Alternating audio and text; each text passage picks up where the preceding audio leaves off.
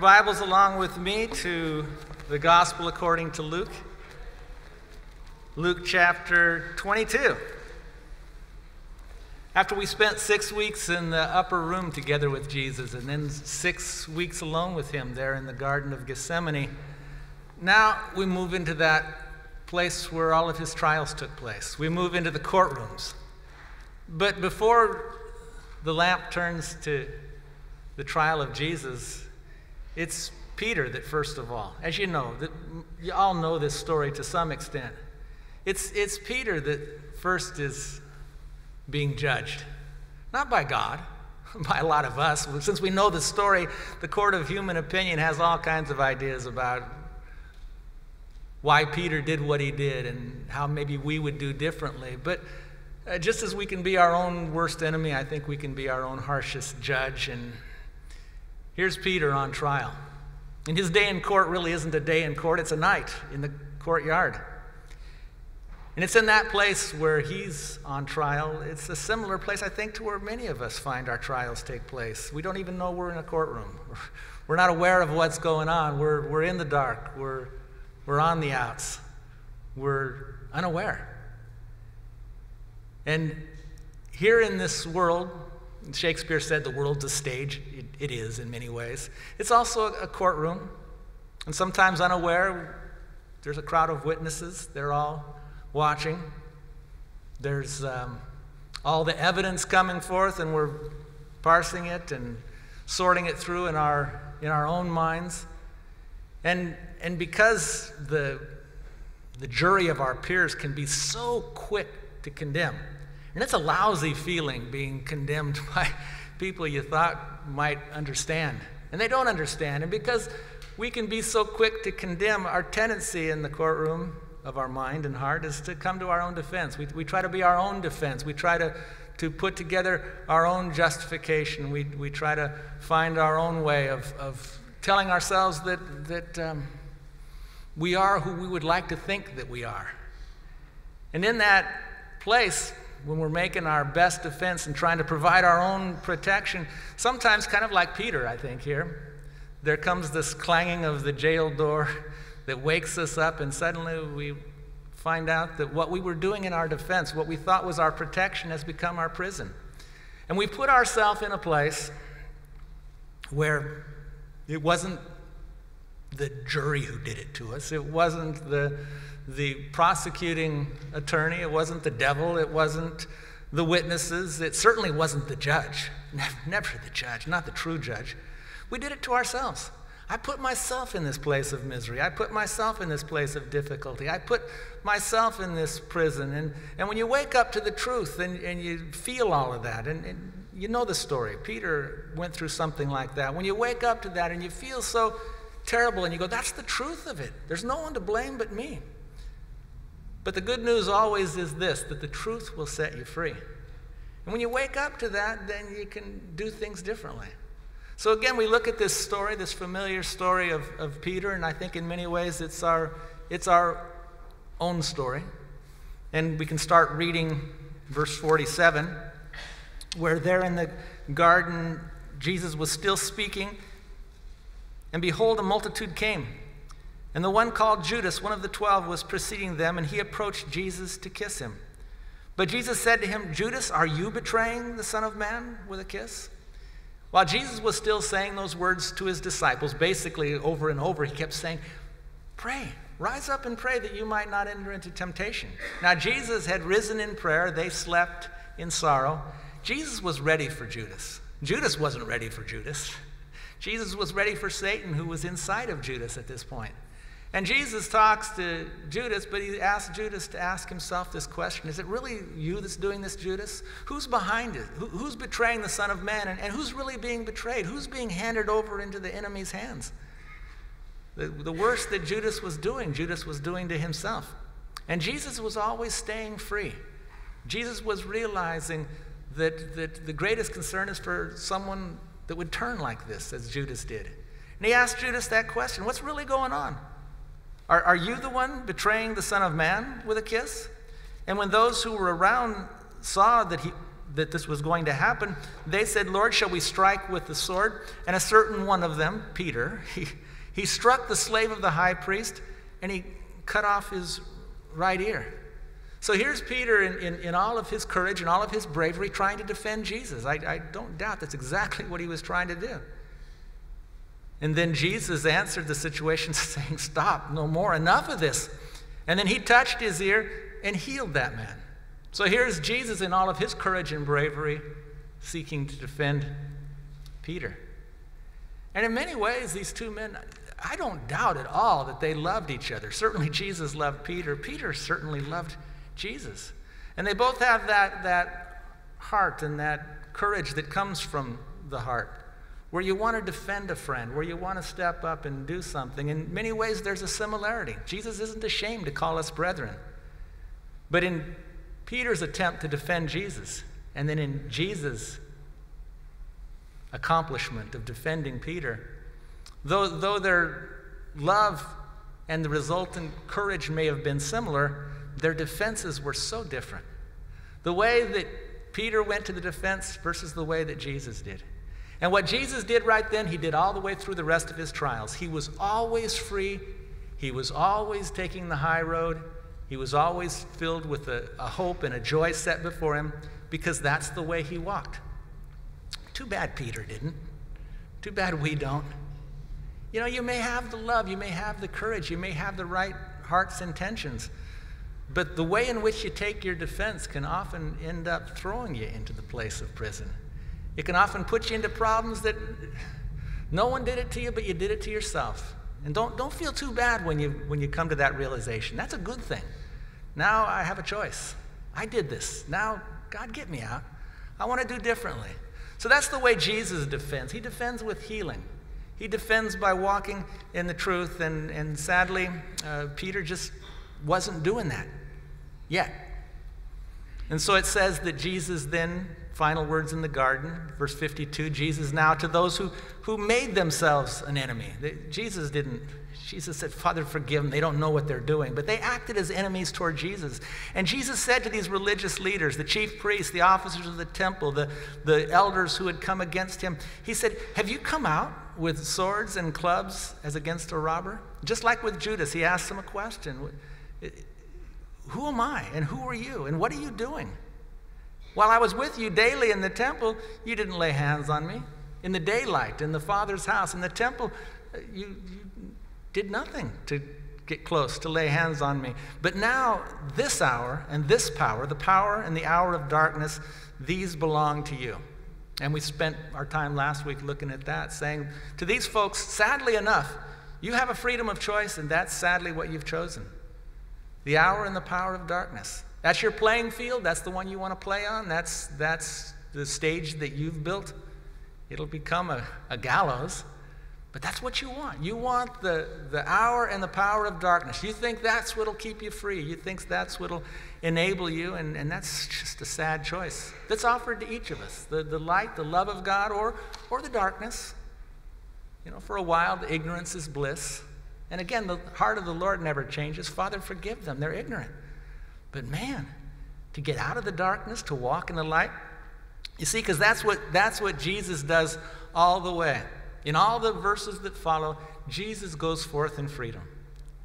He leaves the garden of pressure. He goes out of that darkness, and he walks in light. He walks in freedom from that point forward. And we'll see that. We won't focus on it today. We're going to look at Peter, who tries to follow, but doesn't have the lamp, doesn't have the light, doesn't have the hope that Jesus has. Jesus chose light. I hope you do too. Jesus chose a defense that can truly defend you, the truth.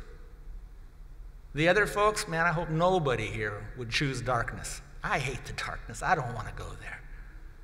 It's only for an hour, but it can be a really long hour for me. I don't want the darkness. I want the light. But these religious leaders, it belonged to them because that's what they wanted.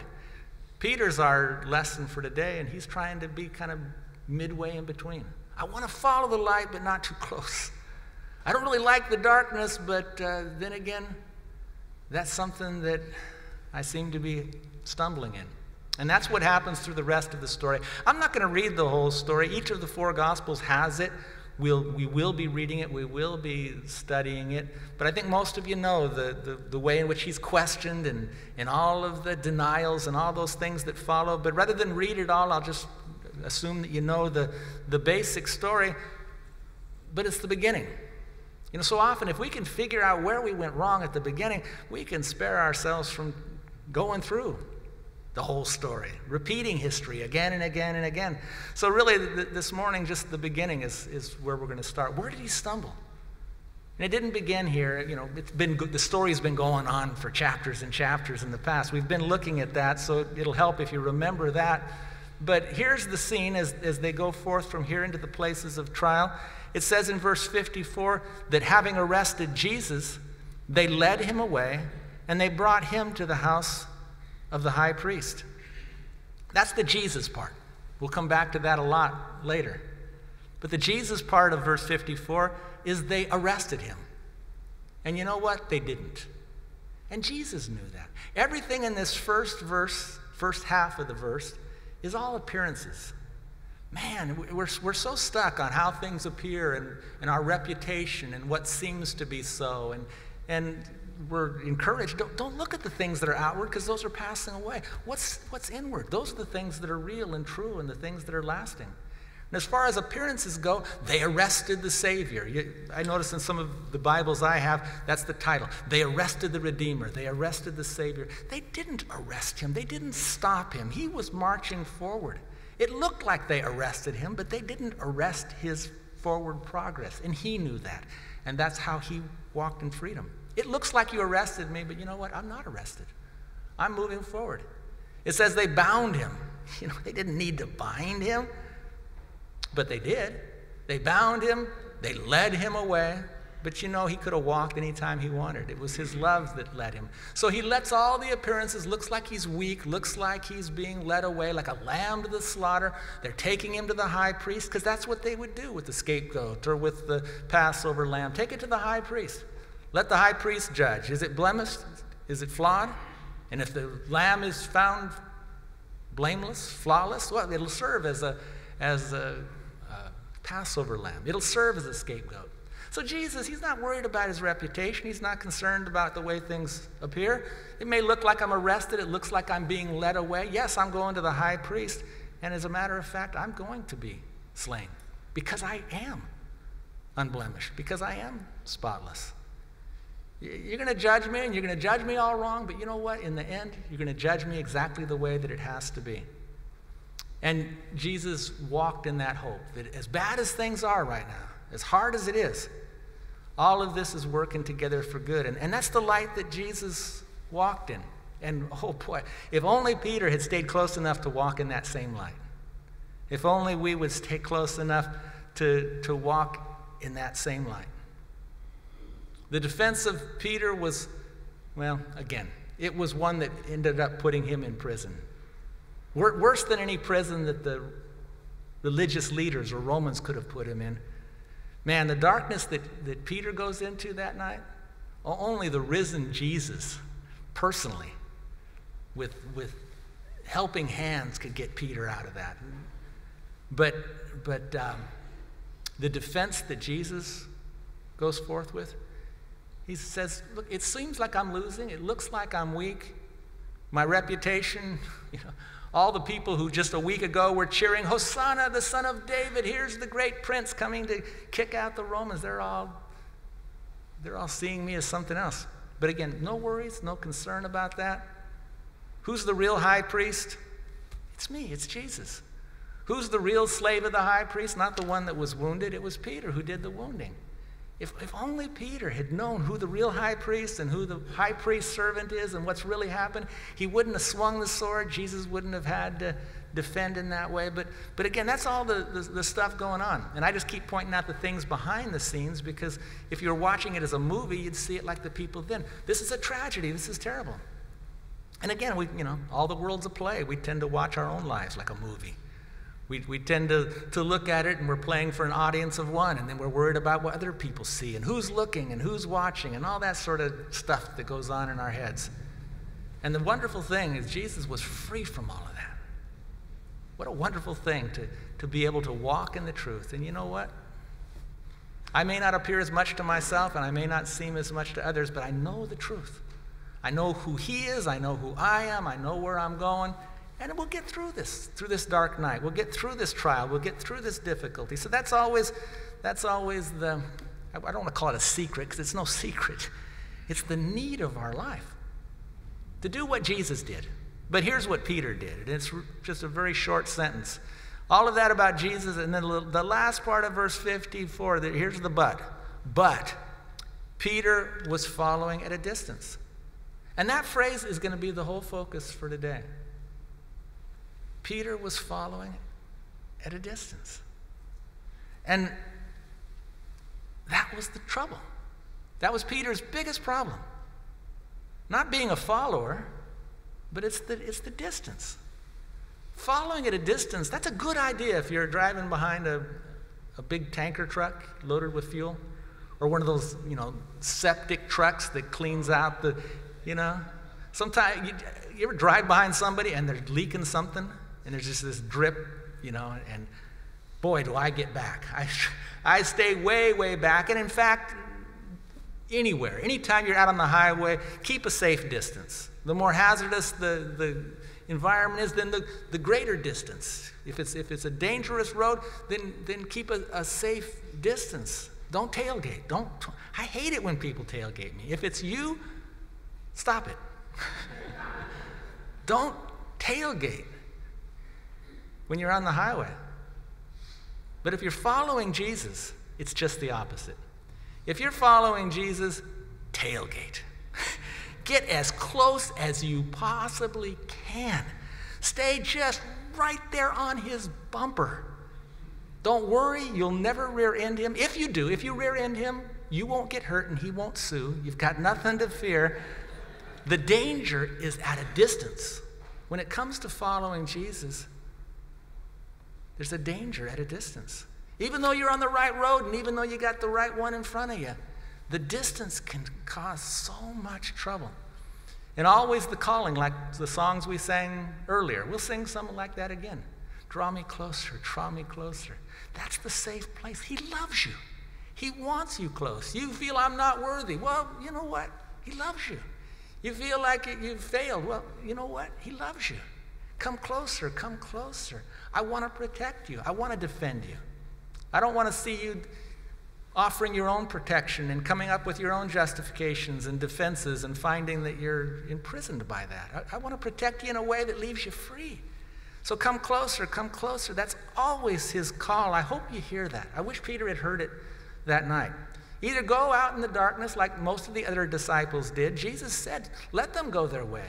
Jesus said, go, you're not weak, you're sheep. You strike down the shepherd, the sheep of the flock get scattered. That was way back in the Old Testament. Jesus said it's going to happen tonight. Just go.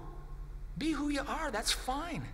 Jesus didn't feel deserted and abandoned. Just go. Either go out in the darkness, and it's not, the darkness doesn't belong to you. You don't want the darkness of this night, but Jesus said you're weak. The spirit's willing, the flesh is weak. Go ahead.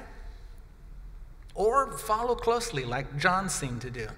Like Mary, his mother did, others, but Peter's in that middle place, and that often is the danger and the main lesson.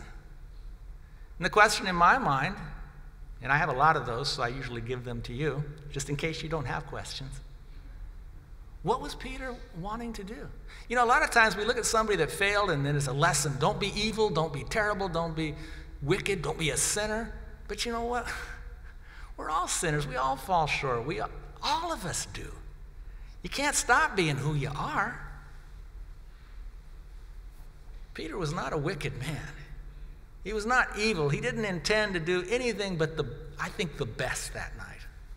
What did Peter hope to do? And these are just guesses, but to defend Jesus? We already saw that he swung the sword. That was a courageous act. As much as it wasn't in keeping with what Jesus wanted him to do, it was a very courageous act. Did Peter hope to defend Jesus that night? Did Peter hope to support Jesus? I want to be with you. Did he want to prove his loyalty, prove his friendship? When all that seemed to be called into question, did he want things like that? I suspect he did, and more. But I think, Who am I to judge anyone? If I'm going to attribute any motives to anybody, I want to try to attribute the best, give the good motives, the best intentions, since I don't know. But I do think so with Peter. I think that he was operating that night with good motives and perhaps the best of intentions. And I would say, as far as a follower goes, follow on. You're a disciple, you're a follower, you want to keep following no matter what, then do it. Then do it. The problem, though, is the distance. That's where the danger is. And when I talk about a distance, I think you guys all know. You're nodding your head like you know, or else you're just a bobblehead politician, or something else that goes in the back seat of a car. You're falling asleep, or else you're with me. And we're all with Peter. We all mess up. We all fail. We all fall asleep when we should have stayed awake, perhaps. But when I'm talking about distance, I'm not talking about a distance in miles or a distance in minutes. I'm talking about a distance in minds, in hearts. And that's the distance that we have to watch out for, because it doesn't matter how far you are from a friend. It doesn't matter how distant in time. Those distances don't matter that much. But a distance in mind and heart, that's huge. And for Jesus, like we saw there in the garden, through his times of prayer, talking to the Father, as a perfect man, how could he possibly want what was going to happen? Not just the death, though he loved life so much, didn't want to die. It was something about being the sin bearer, and he, a perfect man. I don't want this, Father. But each time he would take his comfort and rest in the will of the Father who loved so very much. Not my will, but your will be done. And every time he did that, he gained a lift. He got a light from his Father. And he knew that even though I can't see beyond the horizon, even though I can't see right now out of this darkness, I know the Father does. He's good. He will take care of it. And he kept giving it over to the Father. And you know, the Father, you can't outgive God. The Father's always giving something back, giving him a hope, a lamp, a light. And so we know that from Gethsemane onward, for the joy set before him, he endured the cross, despising the shame.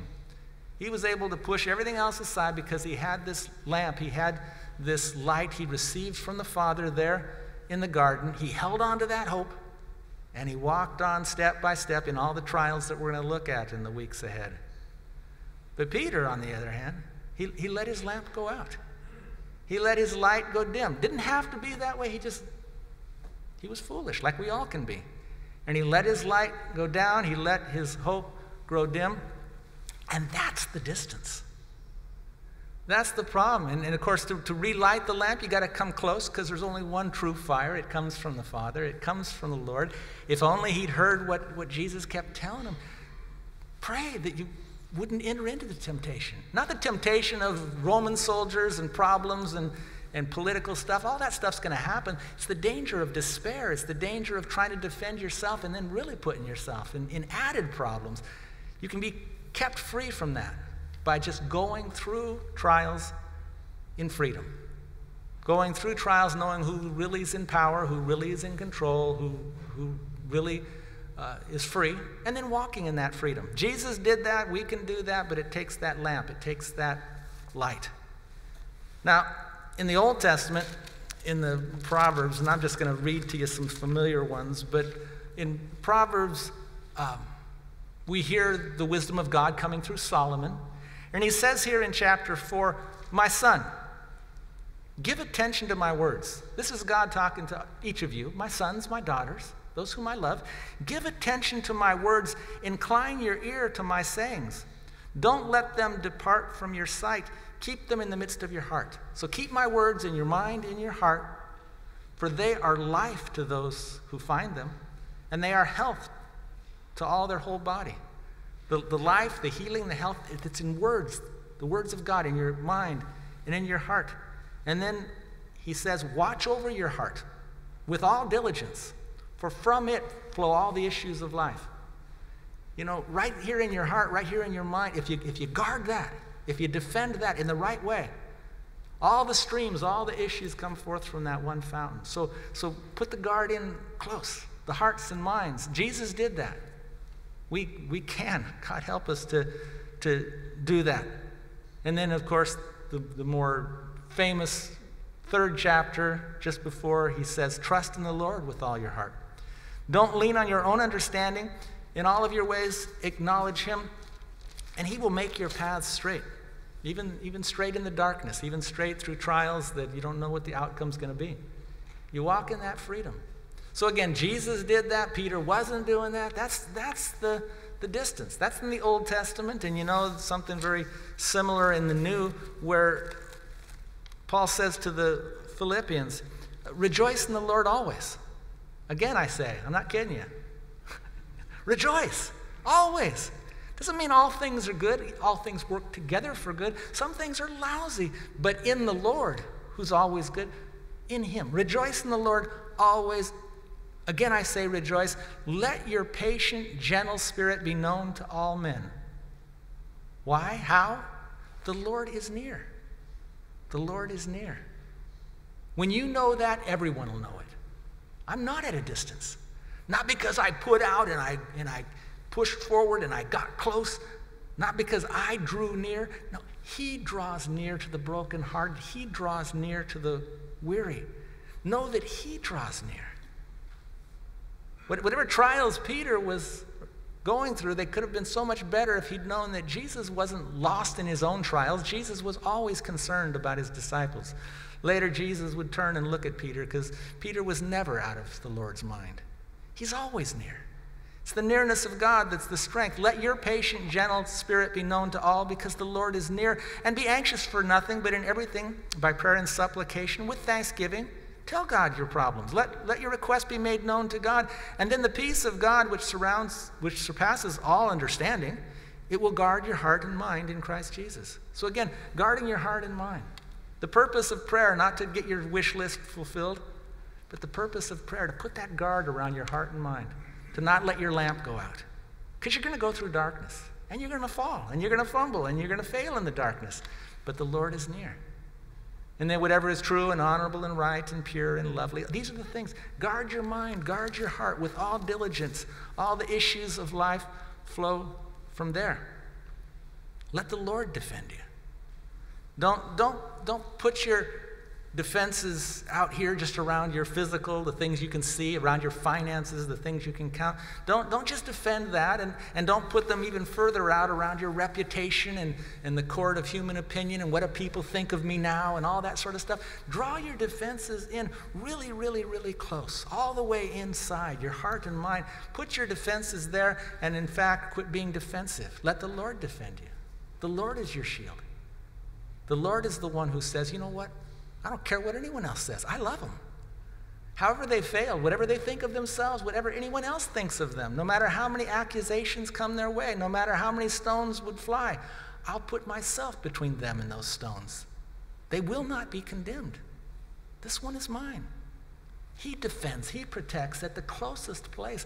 Let him be your defense. Let him be your guard. Jesus said the kingdom of heaven is within you. In your heart and mind, knowing. No matter how far off you feel, no matter how much you've done things that should drive anybody at a distance, the Lord himself is near. If you'll receive it, if you'll accept it, if you'll want it, don't forget that. One of my favorite Psalms is Psalm 73, because it's really a depressing psalm. It's like a good country western song. When you think you got problems, you read Psalm 73 and you go, oh man, I thought I was messed up. You know, this is just, you know, here's this guy, and he's in the dark, and he's going through difficulty, and he's looking at people who chose the darkness. They love the hour, they love the power of darkness, because that's where you can party and no one sees. That's where you can go up and pinch somebody or do something, and you're behind the mask and you're in the dark. And to this guy at this point, he's looking at that lifestyle and he's going, man, it's all Mardi Gras. It's all party for them. It's all masquerade. It's like, gosh, how come they get away with everything? And there in Psalm 73, he says, I was envious. And some of you people are actually turning in your Bibles, and I'm sorry for you, but you did it anyway. I'm joking. But I mean, just in case you did. I'm not saying you should, but I'm in verse 3 right now. And it says there in Psalm 73, verse 3, he says, I was envious of the arrogant. I saw the prosperity of the wicked. There's no pain in their death. Their body is fat. They're not in trouble like other people are, nor are they plagued like mankind. Now, this is all baloney. This is all crazy. But you think crazy when you start getting in this place. When you get in that darkness that doesn't belong to you, you're in the dark, you want out, you think that everybody who likes it here is having a party, and you start just putting all these things in your head. Like everyone's got it made. Everyone who rips people off, they get away with it, they enjoy it, they're doing fine, they don't even get sick like us good people do. And he's going on and on with this kind of talk. He says their pride, they wear it like a necklace. Their garment of violence, they wear it proudly. Their eyes bulge from fatness. The imaginations of their heart are always running riot. They mock, they make fun of people, they wickedly speak of putting people down and oppressing them. They speak from their lofty high towers. They've set their mouth against God, against the heavens. They've taken their tongue and paraded it through the earth in their boasting, and therefore the people of God, they just cringe. They return to their place. And the waters of abundance are drunk by these wicked people. And these wicked people, they say, well, how does God know? You know, we're in the dark. God doesn't know what we're doing.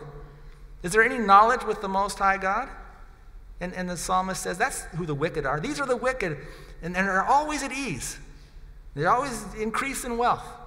They always get the parking place closest to the entrance to the place. They get it all. And then he says, what a waste my life has been. Surely in vain I have tried to be a good guy. Surely in vain I have kept my heart pure. I've washed my hands in innocent. What a waste. He says, I got trouble all day long. I've been stricken all day long, chastened every morning. And I kind of suspect that he's got the whip in his own hand. If he's anything like me, I'm beating myself up all day long. But these people, they got no conscience. They don't care. They're getting away with it all. And on and on. You see why this is one of my favorites. On and on he goes with all this nonsense. And then he says, down in verse 21, he says, when I was all angry inside, ticked off, I was hot. When my heart was embittered, I was pierced within. I was just driving these nails into my own heart. I was burning myself up. He says, when I was like that, I was senseless, I was ignorant, I was like a dumb beast before you, God. But here's the but. Nevertheless, I am continually with you. I mean, I'm beating myself up, I'm piercing myself, I'm burning inside, but still you're there. In spite of all of that, he says, I'm continually with you. And you've taken hold of my right hand. You know, even when I'm like a beast, you grab my paw, you pull me out. You're going to help me, God, because that's who you are. With your counsel, with your words, you will guide me. And afterward, you'll receive me into glory. You know, and when he took on that perspective, everything changed. He said, for who do I have in heaven but you? Besides you, I desire nothing on the earth. My flesh and my heart may fail. You know what? Your flesh will fail. Your heart doesn't have to. But my flesh may fail, he says, but God is the strength of my heart, and he's my portion forever. For behold, those who perish, they are far from you. You see, that's why people perish, only because they're far from God. The distance is the problem. If they like that, if they want that, if they choose that, they perish apart from him. Those who are far from you, they perish. But he says, bottom line of this psalm, but as for me, the nearness of my God is my good. The fact that he's close. And I've made the Lord God my refuge, that I may tell of all thy works. And so, you know, like a good story, even maybe a good country song, there's a happy ending. You know, he sobers up at the end and he realizes, you know what, it's not all that great in the dark. And my portion is forever in the light, and he's lifted up by that. Nothing changes. The guy's no doubt got problems. He didn't start this psalm because all the bills were paid and his health report was really dandy. He was no doubt going through a lot of stuff, but it wasn't the stuff that drove him there. It was his heart and mind running riot, and pretty soon I'm like a beast before you. But then he suddenly stops and says, but I still am before you. I may be like a beast, but you're not. You're not my zookeeper and you're not my jailer. You are my judge and you don't condemn me. You're my father and you love me. If you only knew the New Testament, it's better still. You're my friend. Stick closer than a brother. All of that. The words of Jesus, the lamp that he held on to. He lost sight for a while as a man there in the Garden of Gethsemane. But the words that Jesus gave to his disciples, the ones he gave to you and I, thank God we've got written Bibles. Even if we can't remember, we can go back and look. What did he say? What did he say? You know, Jesus never gave a political speech. He never pushed people with his words. If you're being pushed, you don't have a choice. Love doesn't do that. He always drew people with what he had to say. His words were food and medicine. His words were to help you, to heal you, to fill you. But you know, like that with food and medicine, it's up to us to receive it, to take it, to embrace it, to accept it. That's what we have to do. If you don't like the darkness, if you don't like the condemnation, you don't need to stay there. And in the upper room, at that what we call the Last Supper, it was a smorgasbord of health food. All organic, free-range, GMO-free, wasn't gluten-free because they had, but you know, it was the best food you could, health food all around, the words that he had to say. And medicine that, man, if you can just take that medicine every time you feel sick, how much that medicine has helped me, how much those words have sustained me. And Peter, if that was your lamp, that was your light. If you go back and fill your heart and mind with those words once again, the little glow would start to get going within you. And you walk by that lamp. Your word is a lamp to my feet. Sadly, that night, Peter didn't do it. But you and I, we got a choice every day. Because don't worry, the dark nights, the trials, the difficulties, they won't quit until we're at home, really. But here at this time, to do what Peter didn't do that night, God help us to do it. Peter, what did he say to you? You want to be loyal, you want to be a friend, you want to be a supporter, you want to help him? Great. What did he say to you that night, Peter? You want to defend him? That's beautiful. Friends want to protect friends. That's beautiful. Great desire. But what did he say to you that night? You want to support him? That's lovely. Love does that. But what did he say to you? You want to prove your loyalty? You want to prove your friendship? All of those good desires, what did he say to you is the question. For you and me as well. You know, that night, Peter had a to-do list. Here's what I'm going to do tonight. In his own head playing, there was this posted to-do list.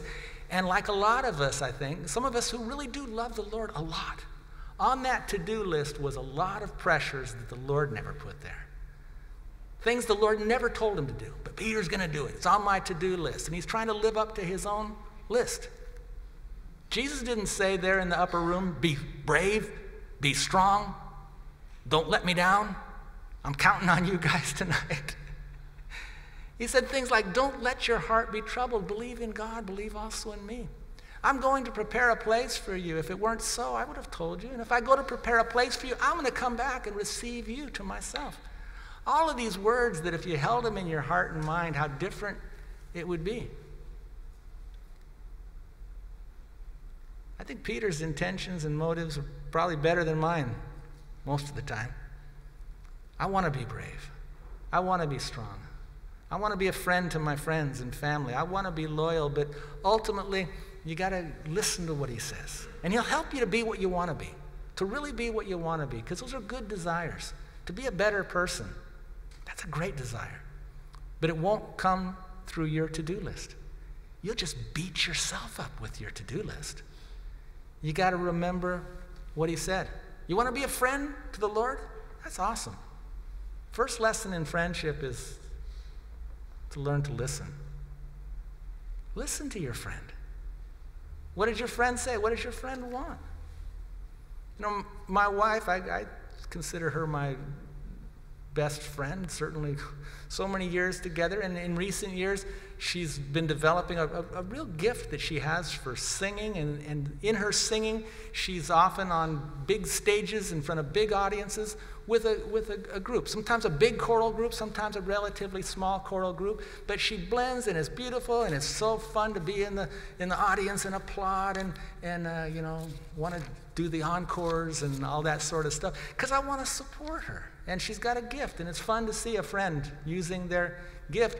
But what is totally against her nature is to have attention paid directly to her. She hates to have any attention placed upon her. She hates to be the center of attention. She cannot act because she is who she is. And so to be spotlight solo actress in any way performing, that's just horrible for her. But she decided in the last couple of semesters to take some classes to do something that's a difficult thing to do, and she's taking these classes and singing some solos and putting a little bit of performance behind it all. And they had just this last week, the class was putting on their thing, and just like I would for my grandkids, but a whole lot more, I wanted to be there and like, yes. And I said, you know, honey, how can I support you? How can I be there? And she said, if you want to support me, then don't come. I thought, wow. Okay, you're my friend. You said that's the best way to support you. But then she was singing a duet with one of her friends, and her other friend has just got a different nature. We're all wired different ways. Her friend that she was singing a duet with was inviting everyone in town. Come, we're going to sing these songs together, and you got to hear. So all these people, it's a small town, everyone's starting to come, and then they're asking me, are you going to come? I said, no. And you know what that makes me look like? And I want to look like everything I am, because, you know, at least the good stuff. But I had to go through something where I looked like a person that didn't care. I looked like a person that was indifferent, when in fact I was doing the very thing that she would ask me to do, which is to don't go. And there are people she couldn't tell that to. She's not close enough to tell them don't come. So they come, she gets through it, she comes back that night. How'd it go? I bombed. Oh man, I'm sorry that you feel like you bombed. I wish I could have supported you. You did, you stayed home. You know, I'm still proud of you. I can say, you know, you're trying something that's hard, you put your effort into it. I'm proud of you just because that's cool when you can stretch and reach out, and you know what, and I'm glad that I didn't go because that's what helped you the most. And that's kind of the way friendship works, even if you look like, you know, a jerk. Sometimes you are a jerk. Sometimes you just look like one. But don't worry about your reputation. Don't be trying to be something that is your ideal. Ultimately, if you have good desires, they will be fulfilled. But they'll only be fulfilled God's way. Not by you trying to do your to-do list, but by you remembering what's on his list, what he said he will do, what he will provide for you. What does Jesus want from you, Peter? What does he want from you and I? To be a friend? He said that night, if you're my friends, do what I say. That's how you be a friend, to do what he said. And what did he say? Come to me if you're weary and heavy laden. Take my yoke upon you. My yoke is easy, my load is light. Learn to be like me, gentle and humble. You'll find rest for your soul. There's no pressure in all of that. He says, you want to be my friend? Just do what I said you're to do. As far as failing, you're going to fail. I know you're going to fail. He said to all of them, you're all going to fail. Peter was like, no, I don't want to do that. Jesus said back in verse 32, I've prayed for you that your faith may not fail. And once again, when you've turned again, strengthen your brothers. But Peter didn't want to accept that. Peter's like, Lord, with you, I'm ready to go to prison and to death. And that's when Jesus said, I'm telling you, Peter, the cock won't crow today until you've denied 3 times that you know me. And Peter couldn't accept any of that, wouldn't accept any of that. I'm not going to fail. Just accept it. You're going to fail. But he won't fail. Your faith won't fail. The faith that he gave you, the love that he provided for you, won't fail. Friends listen to friends. Your friend said, come to me. Not because you're worthy, but because you're weary. Not because you've done everything, but because you're heavy laden and you can't handle it. Come to me. My yoke is easy. My load is light. My to-do list is to done in many ways. He completed the project. He finished the work. And now he works within us to finish the desires and intentions. You want to do better? Good. We all want to do better, I hope. Unless you just love the darkness. I just want to... No, I hope you don't love the darkness. The Lord loves you. He cares for you. It's that courtroom within where we often find ourselves imprisoned. We become the jury. We're worried about what other people think. And we forget who the judge is. In him, there's no condemnation at all. He's your closest ally. Draw near to him. He's your advocate. He's your defense. He's your best friend. Distance is the danger. Whatever you've done, just draw near. Come close to him. Learn how much he loves you. In that lamp, in that light, let your lamp be relit. You'll have a hope. And you'll still go through darkness. You just won't put yourself into added prisons, into deeper pits that you dug for yourself. Let's sing a song and pray.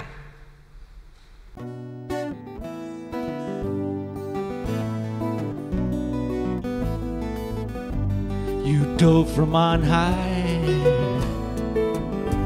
into deep waves of grief.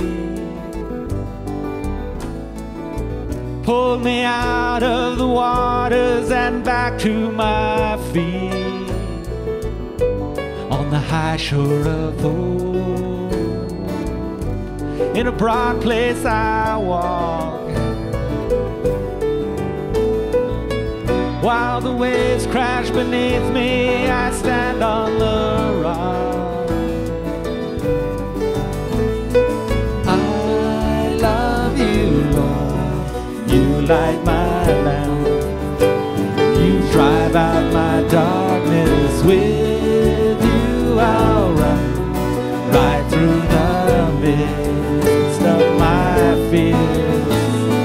I love you, Lord. Nothing can block your highway before me.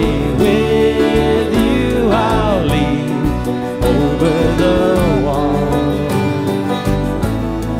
over them all.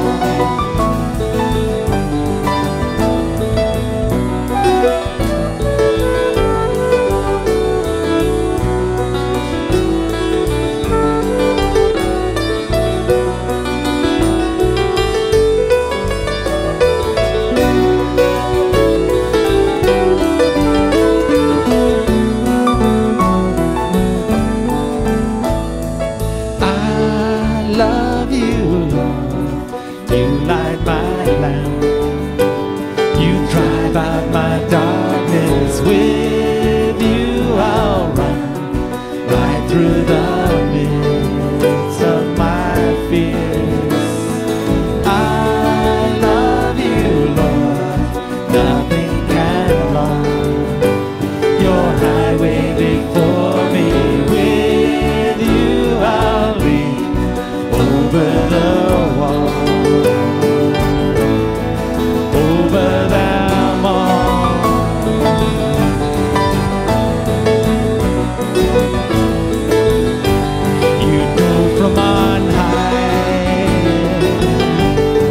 Deep waves of grief,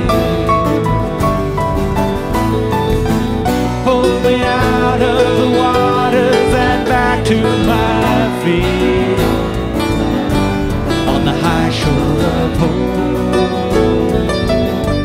In a broad place I walk,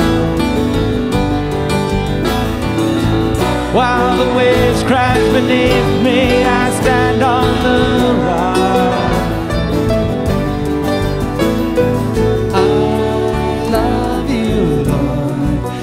Light my lamp, you drive out my darkness. With you I'll run right through the midst of my fears. I love you, Lord. Nothing can block your highway before me. With you I'll leap over the wall.